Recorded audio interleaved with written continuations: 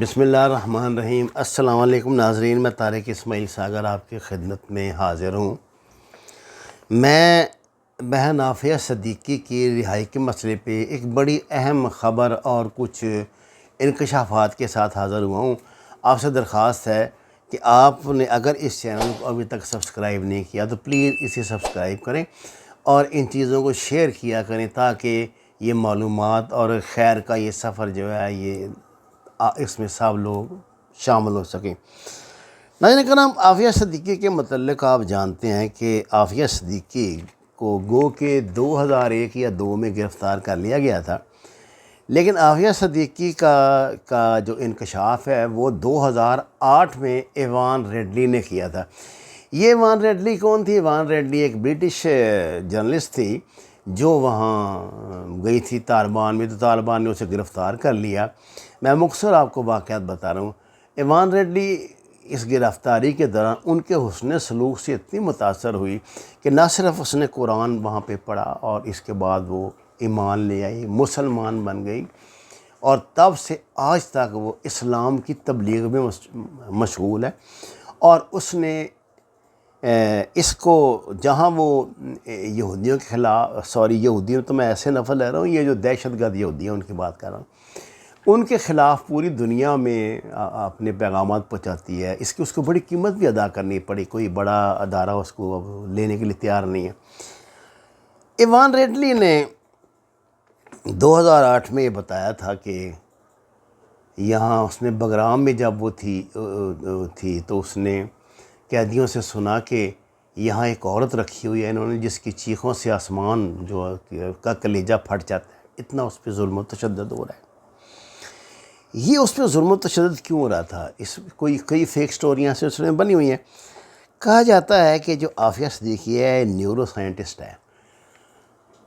Aafia Siddiqui actually ایک طالبان کے project پہ کام کر رہی تھی امریکہ کی آمد سے پہلے، جس کا علم موساد کو تھا۔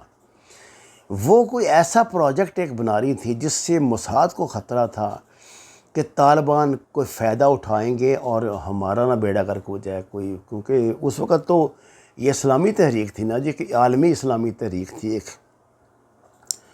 انہوں نے پہلے تو اس کو مختلف طریقے سے پھنسانے کی کوشش کی، کئی لالچ دیے کچھ دیے، جب نہیں مانی تو پھر انہوں نے اس کو عافیہ صدیقی کو اٹھا لی۔ اب یہ مسٹری ہے، یہ کہتے ہیں جی یہاں سے لاہور سے اٹھایا تھا، کراچی سے اٹھایا تھا، پاکستانی حکومت، پاکستان کے سابق D G S I general Mahmood کا انٹرویو میں نے خود سنا ہے، جس میں انہوں نے کہا کہ غلط بات ہے، اس کو وہیں سے افغانستان سے ہی گرفتار کیا گیا تھا۔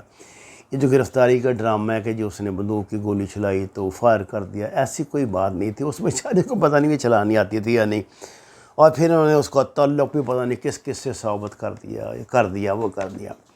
ناظرین کرام، 2018 میں جب عمران خان 2014 میں عمران خان جب تحریک چلا رہے تھے، عافیہ صدیقی، معاف کیجئے ابھی میری طبیعت ایسی ہے لیکن آپ کی خدمت کے جذبے کے ساتھ حاضر ہو جاتا ہوں۔ عافیہ صدیقی کی جو تحریک چل رہی تھی یہ 2014 میں بڑے بھرپور طریقے سے شروع ہوئی۔ میں یہ بات چیلنج کرتا ہوں، عافیہ صدیقی کا کیس سب سے پہلے میں منظر عام پہ لایا تھا۔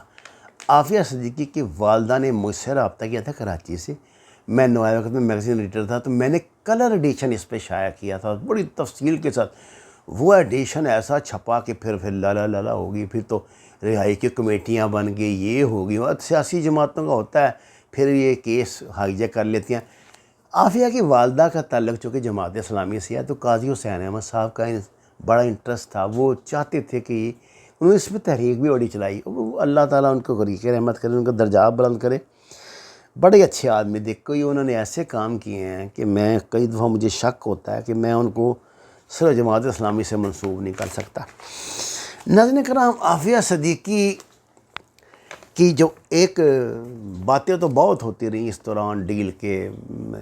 2018 میں جب عمران خان گئے تھے نا یہاں امریکہ، تو انہوں نے وہاں ایک ٹی وی کو انٹرویو دیتے ہوئے کہا تھا کہ ہم یہاں جو وہ ڈاکٹر افریدی ہے اس کے بدلے میں عافیہ صدیقی کو امریکہ سے لینے کی بات کر رہے ہیں۔ یہ جو ڈاکٹر افریدی ہے اس کو پاکستان میں عمر قید کی سزا ملی ہوئی ہے، کیونکہ اس نے کہا جاتا ہے کہ اس نے اوباما کا کیا جو ٹھکانہ ہے یہاں وہ سی آئی اے کو بتایا تھا، یہ سی آئی اے کے لیے کام کرتا تھا۔ لیکن حیرت کی بات یہ ہے کہ ہمارے ایک سابقہ کرنل جو ہیں جن کا تعلق ایک ایجنسی سے تھا، وہ امریکہ میں ایک جزیرے میں وہ عیاشی کی بھرپور زندگی گزار رہے ہیں، اور ان کے متعلق یہ کہا جاتا ہے، اگر آپ اس پہ دیکھ لیں گوگل پہ جس پہ مرضی سرچ انجن پہ دیکھ لیں، اب بات آ چکی سامنے تو میں نے آپ سے کیا پردہ رکھنا ہے کہ اصل میں انہوں نے غداری کی تھی، اس نے بتایا تھا۔ اب یہ مجھے نہیں پتہ کہ اس میں اس کا کتنا رول تھا یا اس کا کتنا رول تھا اس کرنل کا، بہرحال وہ ابھی تک وہ اس کے متعلق تفصیل آپ کو آسانی سے آپ چاہیں تو آپ کو مل سکتی ہے۔ وہ سین ڈیاگو میں امریکہ میں رہتا ہے وہ آج کل۔ عافیہ صدیقی سے متعلق 218 کے اس کے بعد کیا ہوا یہ مجھے نہیں پتہ۔ ایوان ریڈلی نے خود سی آئی اے سے بات کی، طالبان سے بات کی، اس نے بڑا زور بچانے نے لگایا کہ کسی طرح اس کا کوئی تبادلے کا چکر بن جائے۔ خیر اب ناظرین کرام، اللہ نے ایک ایسا سلسلہ بنایا ہے، جنگ ختم ہو گئی ہے۔ جب جنگ ختم ہوتی ہے تو دونوں جو فریقین ہوتے ہیں وہ ایک دوسرے کے قیدی رہا کرتے ہیں، جو جنگی قیدی ہوتے ہیں۔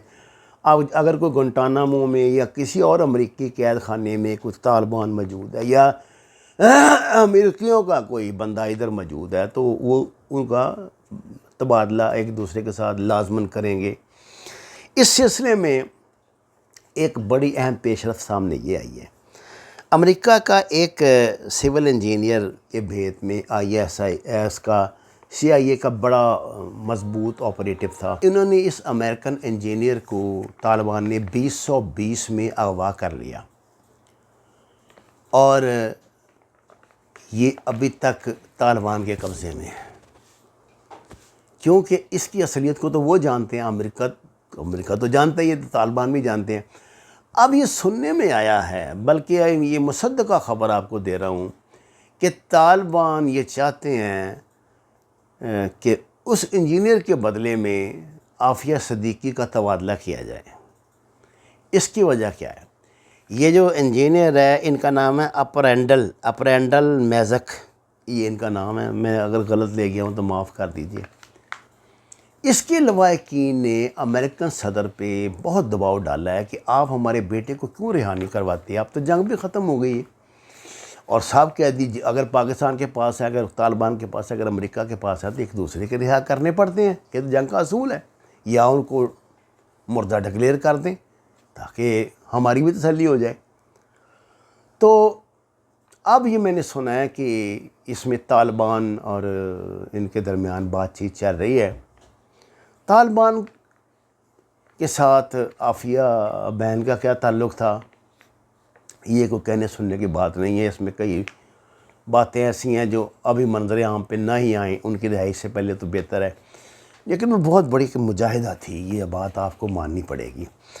ناظرین کرام، اب یہ ہے کہ ایوان ریڈلی بھی اس سلسلے میں ایکٹیو ہیں، اور ایک شخصیت ہے صرف جو اگر تھوڑا وقت نکالیں، توجہ دیں تو اگلے 48 گھنٹے میں عافیہ بہن پاکستان آ سکتی ہیں، اور وہ ہیں پاکستان کے پرائم منسٹر عمران خان۔ عمران خان کو طالبان لیڈرشپ سے رابطہ کر کے انہیں مکمل فری ہینڈ اس سلسلے میں دینا چاہیے کہ وہ اپنے طور پہ، کیونکہ دیکھیں نا سٹیزن شپ تو اس کی پاکستانی ہے، اس کی میرے خیال ڈیول نیشنل ہے، شاید امریکن بھی ہے پاکستانی بھی ہے، گرین کارڈ ہولڈر تو بہرحال تھی وہ۔ تو عمران خان اگر تھوڑی سی دلچسپی لیں تو ہمارے یہ ایک بہت بڑا داغ ہے ہمارے ماتھے پہ، یہ دھل جائے گا۔ اللہ تعالیٰ نے اتنی ثانیہ پیدا کی ہیں، انشاءاللہ میرا دل گواہی دیتا ہے کہ وہ وقت آ گیا ہے جب عافیہ بہن جو ہے خیر سلامتی کے ساتھ واپس آئے گی۔